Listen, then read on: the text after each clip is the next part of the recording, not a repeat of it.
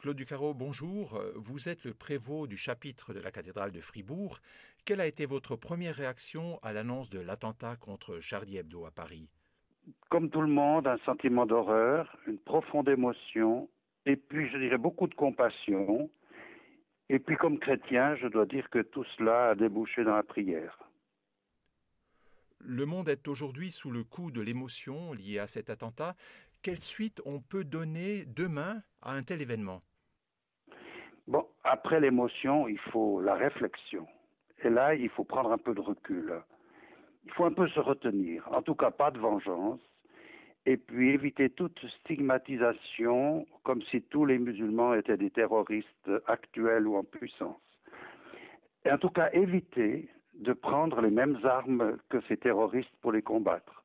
Il faut les combattre par les moyens de la justice, par les moyens du respect des droits de l'homme, mais qui implique aussi, bien sûr, la lutte contre ces terroristes. En tant que chrétien, est-ce que nous-mêmes, nous ne sommes pas concernés par cet acte barbare qui est directement inspiré de l'islam radical?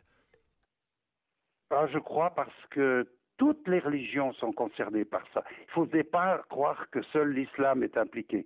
Nous sommes tous impliqués. J'ai entendu beaucoup de gens qui m'ont dit, voyez où mènent les religions. Voyez, ça mène au fanatisme, ça mène à la violence et ça peut même mener chez certains, minoritaires bien sûr, au terrorisme. Il faut relever le défi et toutes les religions ensemble. Il faut montrer que nous ne sommes pas, comme religieux, comme croyants, des ennemis de la paix, mais au contraire des amis de la paix et des constructeurs de la convivialité humaine. Ça reste à démontrer et nous ne pouvons le démontrer qu'ensemble. Dans ce contexte de radicalisation, est-ce que vous pensez que le dialogue entre les chrétiens et les musulmans est toujours d'actualité? Ah bien sûr, d'abord au nom de notre foi et de de l'exemple de Jésus, ça doit nous motiver.